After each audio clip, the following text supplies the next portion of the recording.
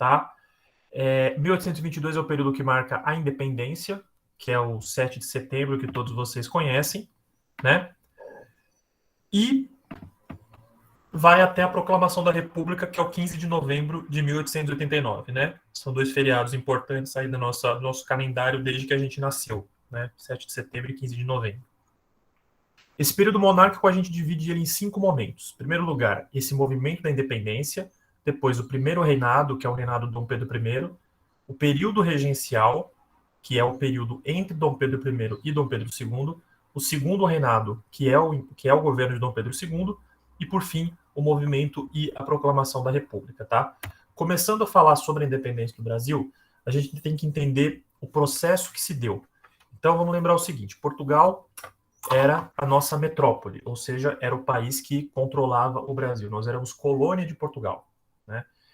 Vamos lembrar que em 1808 a família real portuguesa foge de Napoleão, vem para o Brasil e instaura a sede do governo português aqui no Brasil, enquanto Napoleão estava na Europa, certo?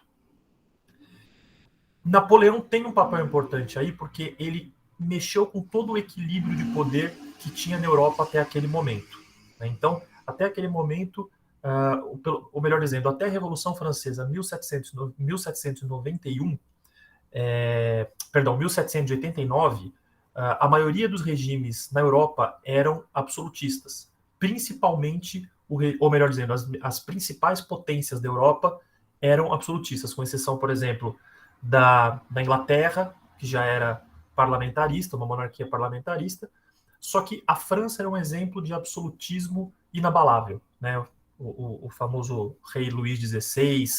Então, o que acontece? Napoleão, quando ele chega alguns anos depois da Revolução Francesa, isso acaba com essa ideia da monarquia absolutista como o principal caminho a ser seguido na Europa, tá?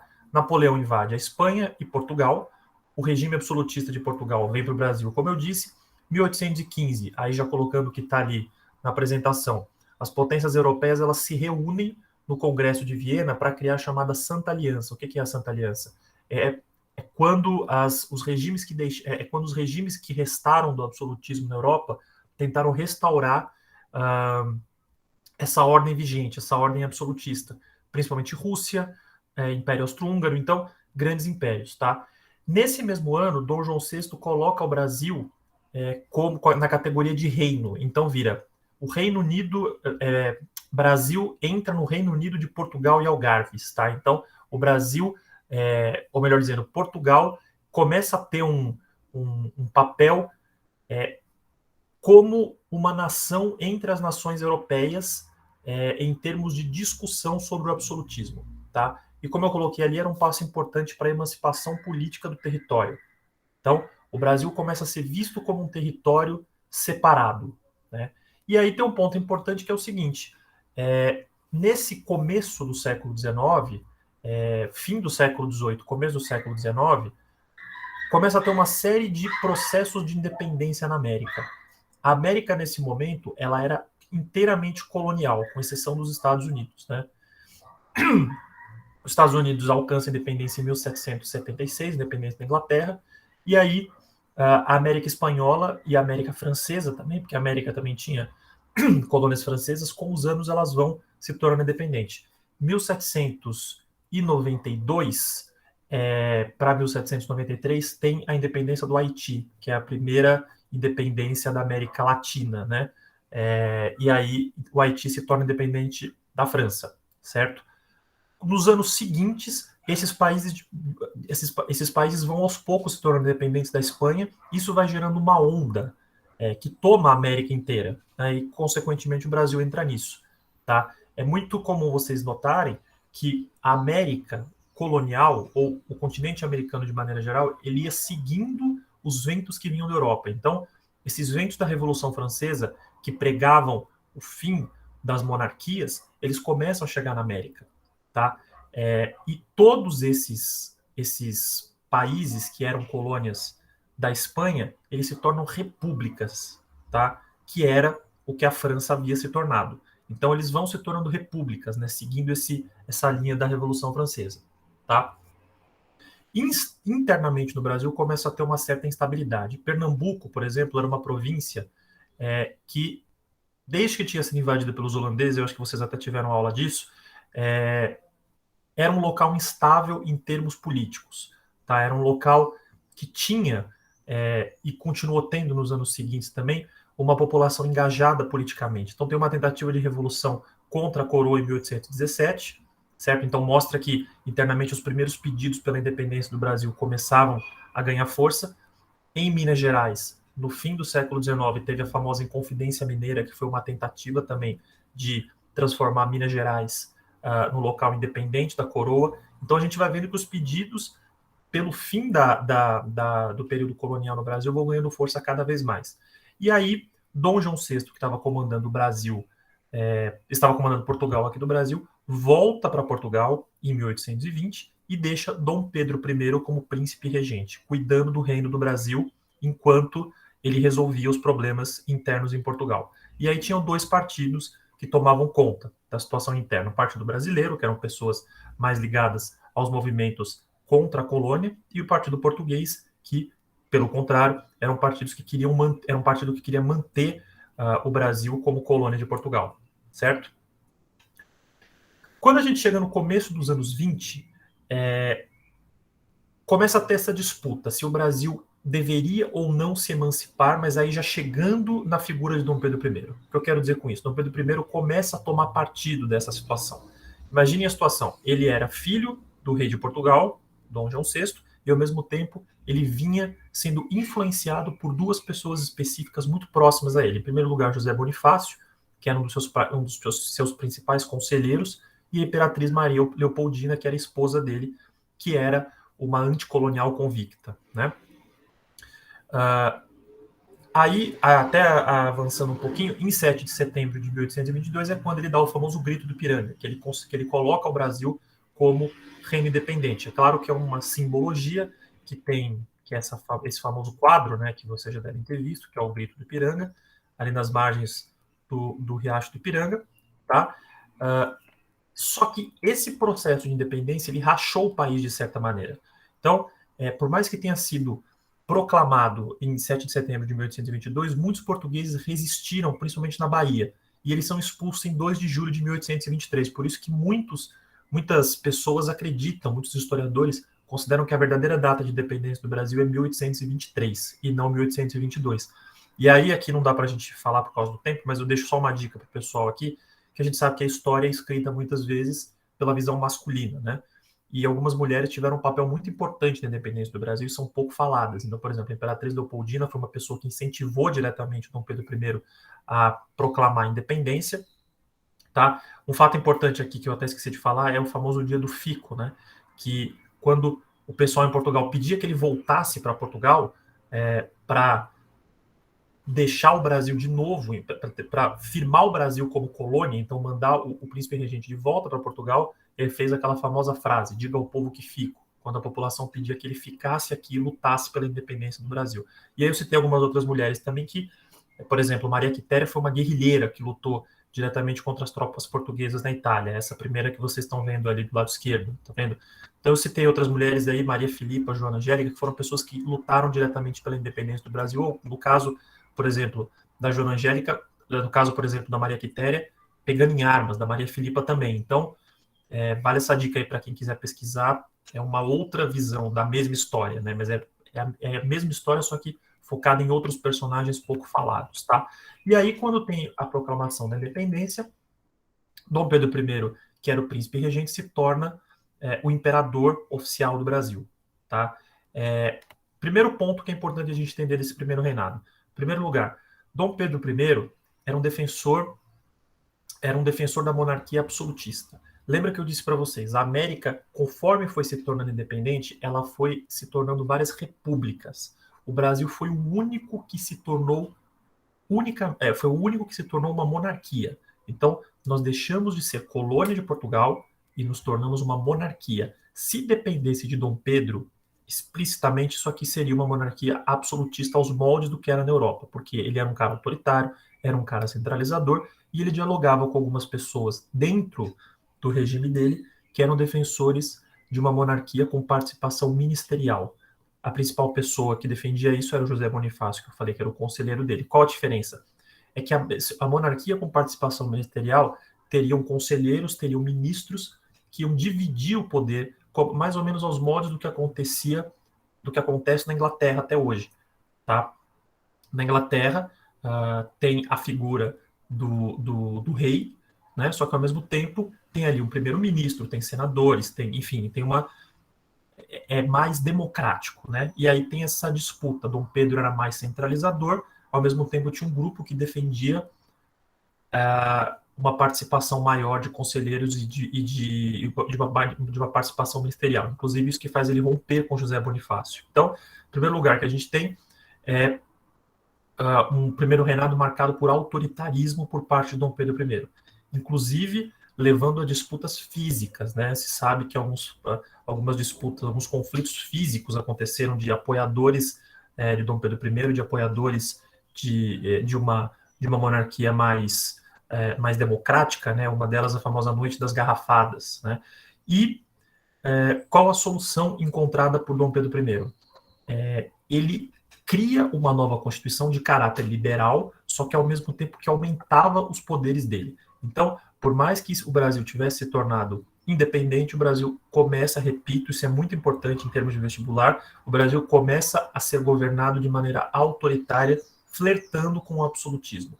Tá? Tem a criação e a dissolução da chamada Constituição da Mandioca, que tem esse nome não à toa. Esse nome significava o seguinte: apenas pessoas que tivessem tantos alqueires de plantação de mandioca teriam direito a voto. O que significa isso em termos práticos? Apenas a elite teria participação política. Então, é uma Constituição que foi criada para beneficiar a elite brasileira. Tá? Essa criação, essa Constituição, pouco tempo depois ela é dissolvida, e aí, finalmente, Dom Pedro cria, então, uma nova Constituição que aumenta esses poderes dele. Tá? Isso na parte política. Na parte econômica, vamos lembrar o seguinte: o Brasil estava saindo do chamado ciclo do ouro, que eu acho que vocês também estudaram, que era aquele momento de forte extrativismo de minério, principalmente nas Minas Gerais, em Vila Rica, que hoje é Ouro Preto, no que hoje são as cidades históricas. Né? Por outro lado, era o período que começava a produção do café. O café que ia se tornar o grande produto de produção e exportação brasileira ao longo do século XIX, como a gente vai falar hoje, ele começa a ser plantado, a ganhar força nesse momento, principalmente na região em volta do Rio de Janeiro e nos anos seguintes no Vale do Paraíba. O Vale do Paraíba é aquela região onde fica São José dos Campos, onde fica Aparecida do Norte, Guaratinguetá. Era ali que estava ganhando cada vez mais força a produção de café e criando uma elite cafeeira no Brasil. Tá? O açúcar, né, que vocês já devem ter estudado também, a questão da plantação de cana-de-açúcar, que era tão importante, ainda existia, mas estava perdendo força também, porque o Brasil estava competindo com locais onde a produção de açúcar era mais barata. Por exemplo, as Antilhas holandesas, que são umas ilhazinhas lá do Caribe. Né? São umas ilhazinhas pequenas. Lá, a produção de açúcar era mais barata, era mais próxima da Europa, então o que barateava os custos também. Então o Brasil estava deixando de ser um dos principais exportadores, um dos primeiros exportadores de cana-de-açúcar. Tá? Então, vamos lembrar, primeiro reinado, eu coloquei ali também algodão, tabaco, que são alguns produtos que o Brasil, durante toda a monarquia, seguiu como exportador, mas o primeiro reinado é marcado pelo início da produção do café em termos de economia. Tá? Alguém tem alguma dúvida? Podem me interromper a hora que quiserem, tá? Bom, seguindo aqui, ainda no primeiro reinado, alguns fatos são importantes da gente conversar. Em primeiro lugar, é um período que começa, mas que se mantém a instabilidade que vinha já do regime de Dom João VI. O que eu quero dizer com isso? Alguns movimentos de independência dentro do território brasileiro. Então, o Brasil se tornou uma monarquia, tá, autônoma de Portugal, mas alguns grupos queriam separar certos territórios do Brasil. Desculpa, o primeiro deles foi a chamada Confederação do Equador, que foi um movimento republicano, ou seja, um movimento que tentou separar uma parte do Brasil para transformar em república, que aconteceu inicialmente em Pernambuco, de novo. Eu disse agora há pouco para vocês, Pernambuco é uma província que historicamente tem esse ideal separatista, um ideal de luta, né? Coisa que já tinha acontecido antes e que aconteceu aqui, aconteceu depois também, tá? Em 1824, o líder da Confederação do Equador é um cara que eu sei que todos vocês já ouviram falar, um cara chamado Frei Caneca, né, que é o nome de uma das principais ruas aqui de São Paulo. Tá? O Frei Caneca é preso, é fuzilado, e o Dom Pedro I, como eu falei, governando de maneira autoritária, ele fecha a cidade do Recife, que foi onde começou a Confederação, massacra a população, prende os líderes e dá fim à Confederação do Equador. O objetivo era transformar Pernambuco e alguns estados em volta que aderiram à Confederação, como Alagoas, Rio Grande do Norte, né, que são hoje esses estados, né, transformar numa república liberal. Acabou dando errado. Um outro momento importante é a guerra na província Cisplatina. O que é a província Cisplatina? É aquela província que hoje é o chamado Uruguai, que a gente conhece. Não sei se vocês sabem, mas nesse período o Uruguai fazia parte do território brasileiro. Tinha sido invadido por Dom João VI, então o Uruguai fazia parte, se chamava na época província Cisplatina. E o que aconteceu nesse momento aqui? O Uruguai, nesse momento, como eu disse, fazia parte do Brasil, e alguns grupos dentro do Uruguai, eles tentam se tornar independentes e do Brasil e se aliar à chamada Província do Prata. O que é a Província do Prata? É o que hoje é a Argentina, tá?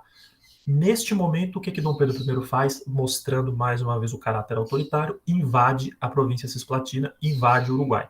E aí tem início uma guerra que dura alguns anos, com um número altíssimo de mortes para o lado brasileiro, para o lado cisplatino também, para o lado uruguaio, e no final tem a intervenção inglesa que interessava o maior número possível de países, né? Para a Inglaterra interessava que toda a região tivesse o maior número possível de países, para ela expandir o comércio e para evitar núcleos centralizadores. Então a Inglaterra intervém e finalmente a província cisplatina se torna independente e aí finalmente se torna independente o Uruguai como a gente conhece hoje, tá?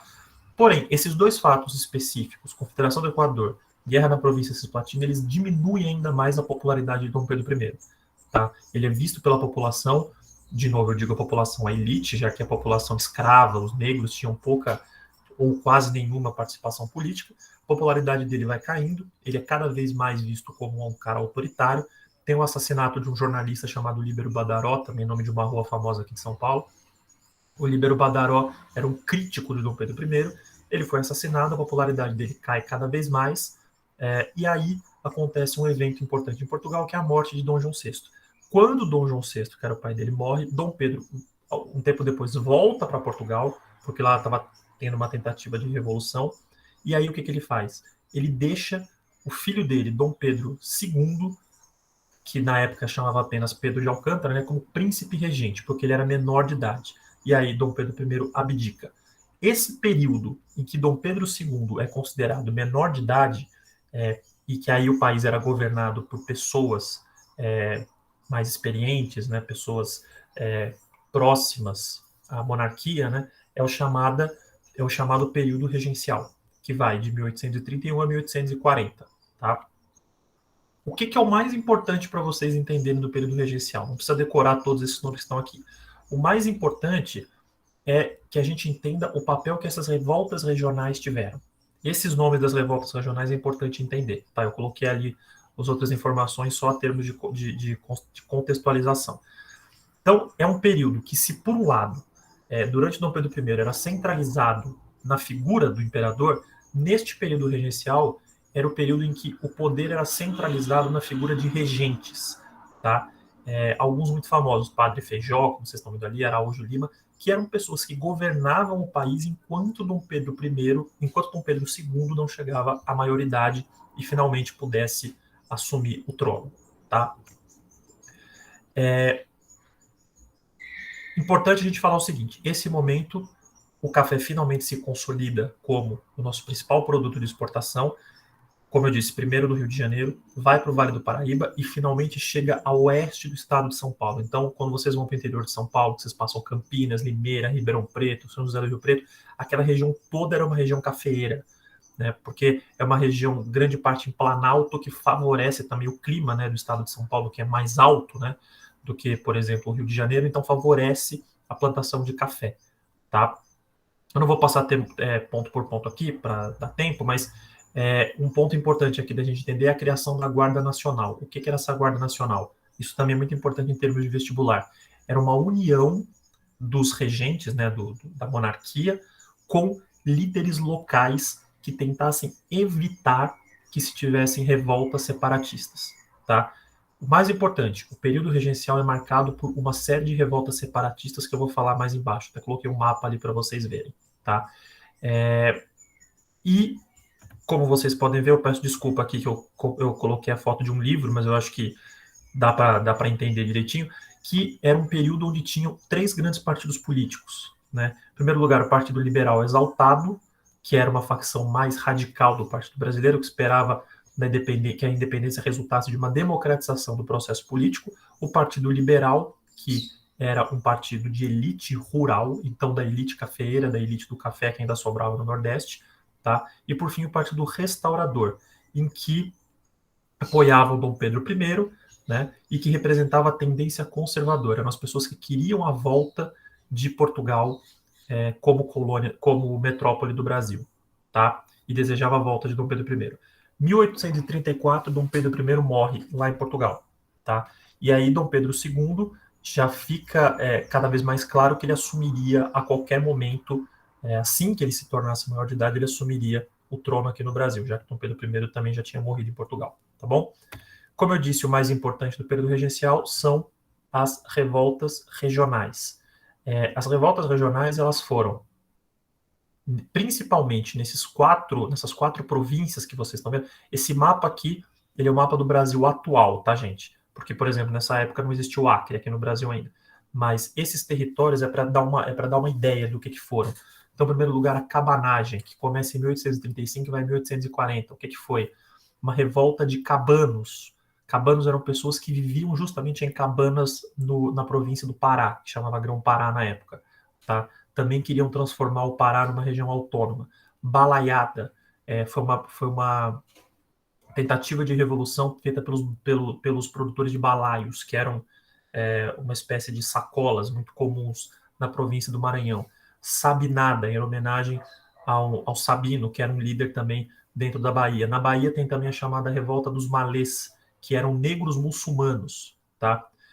No Rio Grande do Sul tem a Guerra dos Farrapos também, que defendia a separação do Rio Grande do Sul e de Santa Catarina numa república. O que todos esses movimentos tinham em comum? Todos queriam se separar do Estado brasileiro. Todos queriam se separar da monarquia brasileira. Tá? E aí vem o papel que eu disse que é tão importante em termos de vestibular aqui, da criação de uma Guarda Nacional que vocês estão vendo aqui embaixo, que vocês estão vendo aqui no meio do slide. Tá? Essa Guarda Nacional foi muito importante para evitar que esses movimentos lograssem, que esses movimentos dessem certo. Tá? Então, qual é a reação da monarquia, do período regencial aqui, nesse momento? O Império, junto com a Guarda Nacional, reprime todos estes movimentos. Essa Guarda Nacional era uma espécie de extensão do Exército. Então, o Exército Imperial se unia a essa Guarda Nacional para reprimir todos esses movimentos. E todos esses movimentos foram, de fato, reprimidos. Tá? Neste caso aqui, é importante, o mais importante, a ideia que vocês têm que decorar, não precisa decorar a data dos movimentos, mas qual que é a ideia?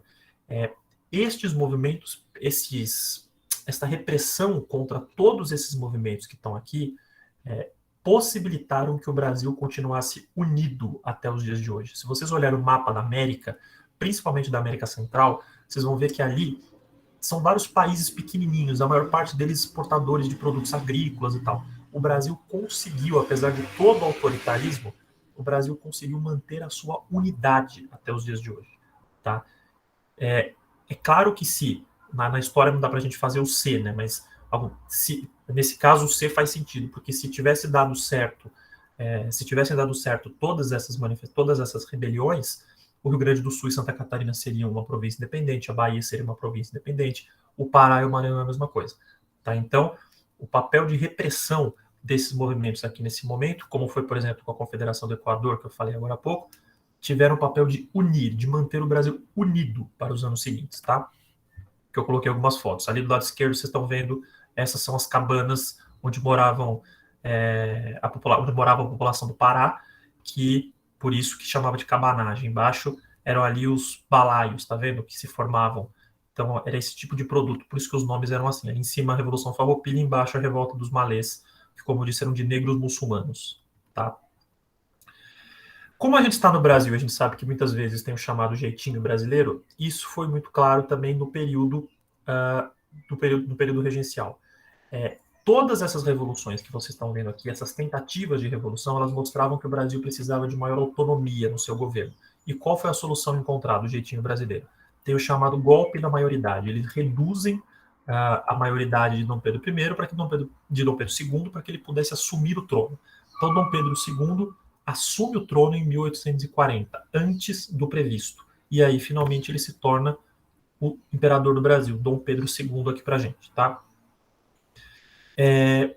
O que é mais importante aqui no governo dele?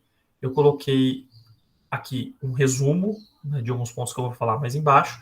Desse slide, como eu falei, 1840, vai até a proclamação da República. É o momento onde a escravidão brasileira começa a perder força, tá? O tráfico negreiro começa a perder força, não porque o Brasil quisesse, mas porque é o período em que começam a chegar os grandes imigrantes, né? Os imigrantes que fizeram grande parte, por exemplo, aqui da nossa cidade de São Paulo, né? Começam a vir muitos italianos para São Paulo para trabalhar nas lavouras, para trabalhar nas plantações de café. Um aumento da influência militar, principalmente da Guerra do Paraguai, que eu vou falar daqui a pouco. Ali está errado, está dizendo 1964, é 1864, tá? Desculpa. O café, como eu disse, se consolida como o principal produto do Brasil e tem ainda um outro produto que ganha força, que é a borracha, que tem um papel importante na Amazônia, que eu vou falar mais para frente. É também o período de maior o início de construção da nossa indústria, quando a indústria começa a ser formada no Brasil, principalmente em termos logísticos, em termos de construção de ferrovias, dos traçados que hoje seriam as rodovias que a gente conhece e tal, tá? Internamente, foi um período que foi marcado por uma diminuição nas revoltas regionais. Elas perdem força comparado com o que eram no período regencial. Só que tiveram algumas que tiveram impacto muito menor, mas é bom a gente citar, como por exemplo a Revolta dos Liberais, a Revolução Praieira em Pernambuco e a Guerra dos Farrapos, que já vinha aqui do período regencial, que eu falei para vocês estão vendo ali no sul, e que se encerrou no começo do regime de Dom Pedro II. Só que, tirando a Guerra dos Farrapos, que já vinha de antes, tanto a Revolta dos Liberais quanto a Revolução Praieira foram movimentos menores. Tá? Então, é importante. O segundo reinado é marcado, num primeiro momento, nas primeiras décadas, por estabilidade política. Tá? Isso é importante. Em termos de governo, o que é importante vocês terem em mente? O Brasil, em 1847, implementa o chamado parlamentarismo às avessas. O que significa isso? O que é um regime parlamentarista, em termos de monarquia? É quando o monarca, ou seja, o imperador, o rei, ele governa com um grupo de ministros. Tá? Como é, por exemplo,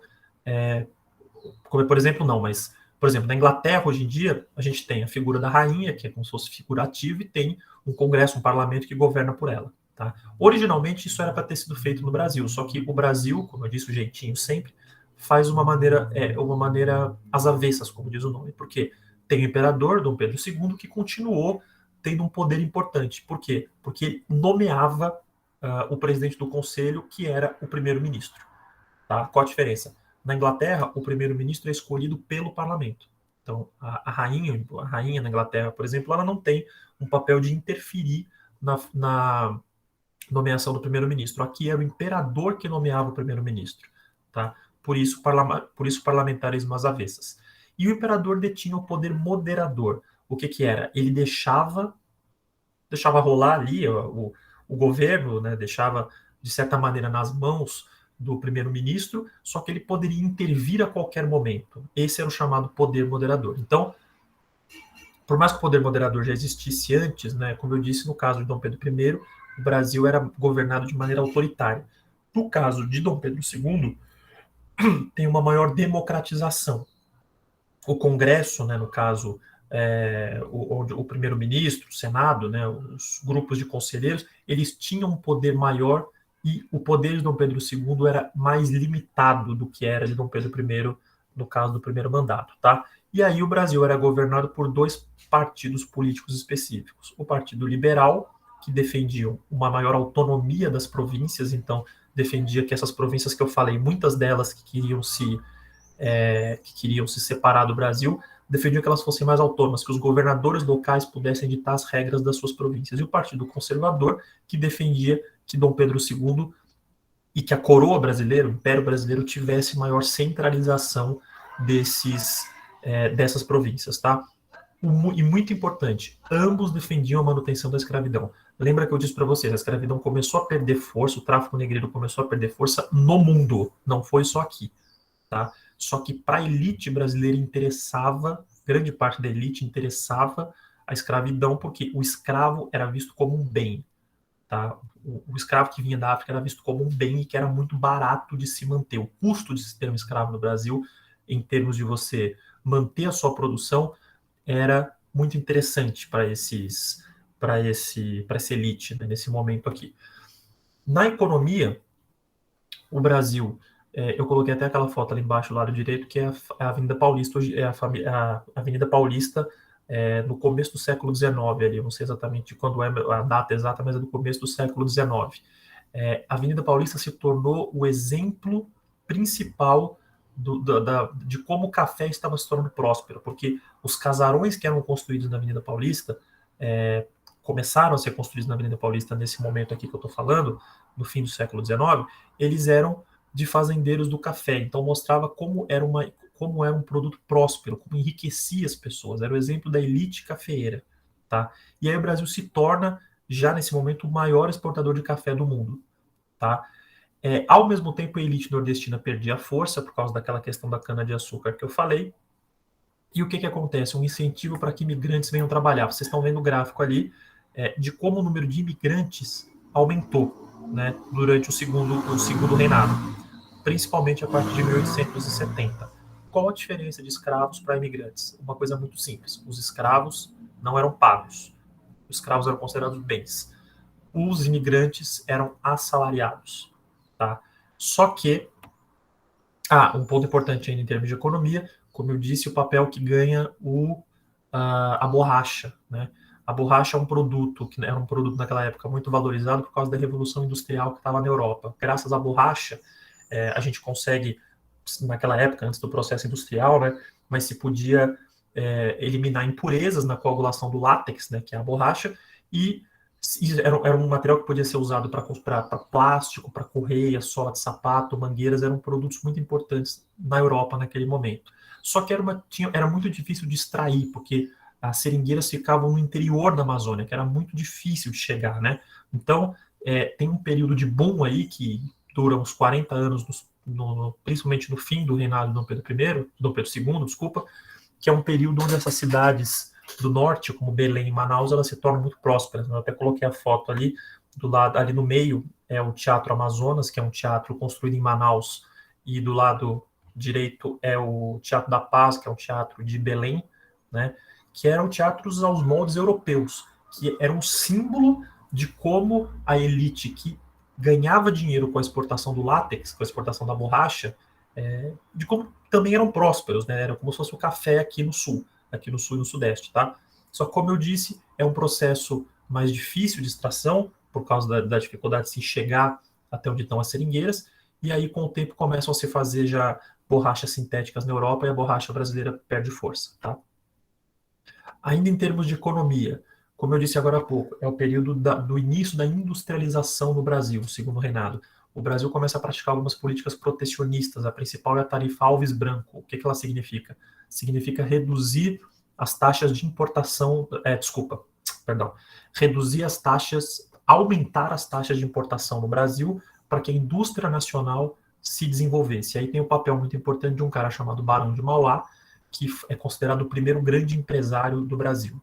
Era um dos caras mais ricos do mundo naquela época. Ele faz investimento em ferrovias, estaleiros, iluminação pública, portos, né? Mas a maior importância dele, sem dúvida alguma, é a construção de ferrovias nesse momento, que era para escoar a exportação do café. E também já se começa a ter a ideia da formação de uma classe média consumidora, que eu coloquei ali.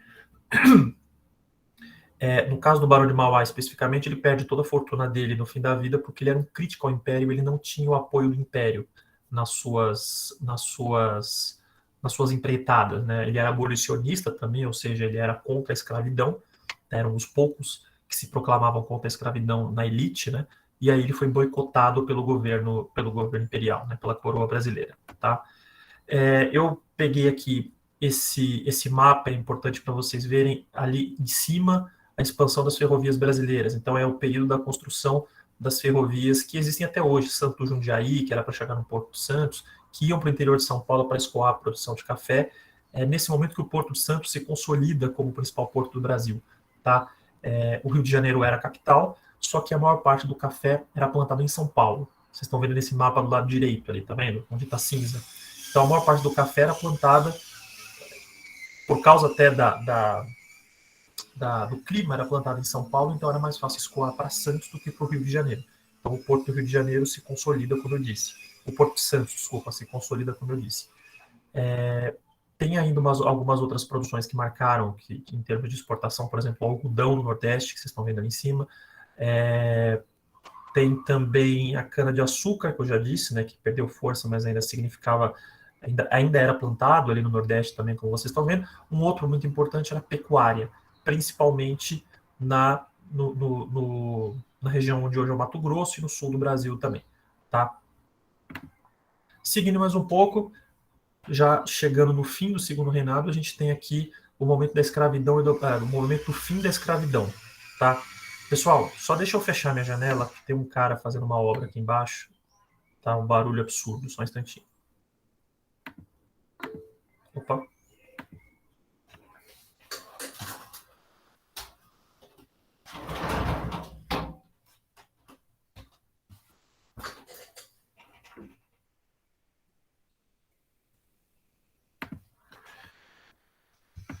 Desculpa, gente. Vamos lá, então. Finalizando aqui, esse momento do segundo reinado, a segunda metade, é quando ganham força os movimentos abolicionistas, principalmente por parte da Inglaterra. Neste momento que eu estou falando, a maior parte dos países da América Latina, que eram repúblicas, como eu disse, já tinham se tornado independentes. O Brasil, desculpa, gente, já tinham abolido a escravidão. O Brasil era um dos últimos países a abolir a escravidão aqui, porque a elite brasileira dependia muito da escravidão.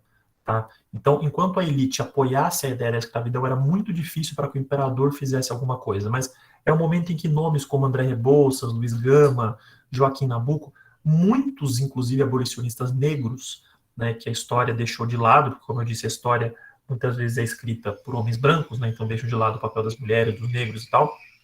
Mas é o momento onde os abolicionistas eles começam a fazer seus próprios jornais para defender essas ideias contra a abolição da escravidão, e aí eu até coloquei ali, era o apoio da elite, era porque o investimento no produto humano, no bem que era o escravo, ficaria muito caro. Né? Então, ficaria muito caro, no caso, se tivessem que investir apenas na chegada de imigrantes. Né? Então, por isso que para eles interessavam os escravos vindo da África. Né? O tráfico negreiro começa a perder força e aí começa a ter algumas legislações abolicionistas. Então, por exemplo, a lei do ventre livre, que eu coloquei ali, que era aquela lei de que os filhos de escravos seriam considerados livres. Lei dos sexagenários, ou seja, o escravo que fizesse mais de 65 anos, ele também seria considerado livre, mas eram leis muito pequenas, até porque poucos escravos chegavam até 65 anos. Né? Então, a lei que finalizou a escravidão foi a Lei Áurea de 1888, foi promulgada pela Princesa Isabel. Tá? Eu coloquei um texto que eu acho muito bacana, que é do Joaquim Nabuco, né, que fala sobre a escravidão. Aí não vai dar tempo da gente falar. Um outro ponto, já finalizando aqui, que é importante a gente saber, é a Guerra do Paraguai, que vai de 1865 a 1870. Em termos gerais, o que ela teve de tão importante? Foi o maior conflito armado da América do Sul. Tá? Inclusive, tem um impacto muito grande até hoje no Paraguai, especificamente. Né? Até hoje o Paraguai sente os efeitos da Guerra do Paraguai porque devastou grande parte da população masculina do Paraguai, né? Porque foram colocados para lutar. E o Brasil se envolveu diretamente nesse conflito, porque o Brasil foi invadido pelo Paraguai, foram os motivos, tá? E a Guerra do Paraguai teve a consequência principal de montar um movimento um movimento militar contra o Império. Por quê? Porque o Paraguai, desculpa, porque o exército brasileiro se considerava deixado de lado pela coroa, tá? E aí a gente vai chegando no final do segundo reinado. No caso, a Guerra do Paraguai, ela cria a questão militar que eu coloquei ali, que era a reclamação dos militares sobre a pouca valorização da classe por parte do Império. Muitos militares morreram no Paraguai e eles acreditavam, né, o grupo militar acreditava que eles não eram reconhecidos pelo imperador Dom Pedro II. Então começam a ter uma influência do positivismo. O positivismo defendia o quê? Defendia uma república ditatorial. Então, o movimento republicano começa a crescer dentro do exército. Tá? Então, esse é o principal impacto da Guerra do Paraguai. Isso é também muito perguntado em vestibular. É o reflexo da Guerra do Paraguai na questão militar. Tá? E, como não poderia deixar de ser, a Guerra do Paraguai também diminuiu muito a popularidade de Dom Pedro II, porque muitos escravos foram para a guerra e morreram. Os chamados voluntários da pátria, que também é uma rua famosa, né, que eram as pessoas que iam para o Paraguai para lutar, né, voluntários entre aspas, né, a gente sabe, mas, e também chegando aqui no final, a questão religiosa, a igreja se volta contra o imperador Dom Pedro II, tá? Então, nas missas, nos cultos, a igreja começa a pregar contra o império e também defendendo o movimento republicano, principalmente porque tinha uma relação conturbada com o Papa no Vaticano. Tá? A igreja queria que as ordens do Papa fossem aceitas diretamente aqui no Brasil sem aprovação do imperador, o que era contra a lei. A lei dizia que o imperador deveria aprovar qualquer tipo de ordem do Papa. Tá?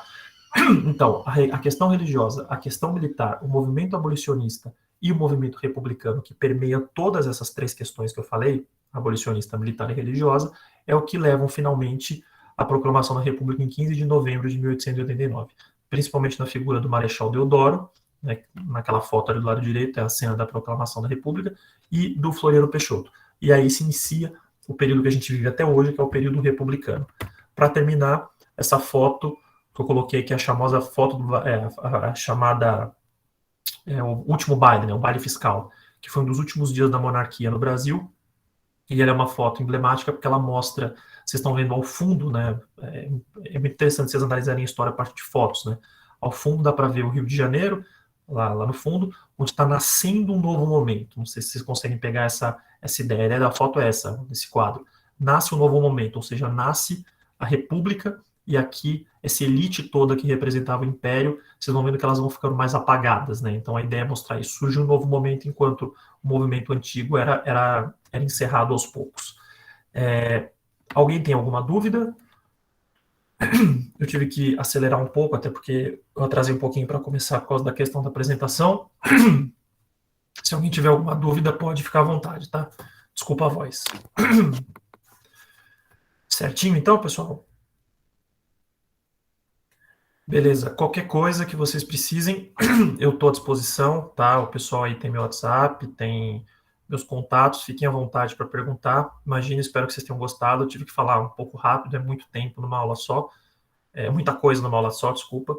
E, enfim, é isso. Prazer falar com vocês e até a próxima.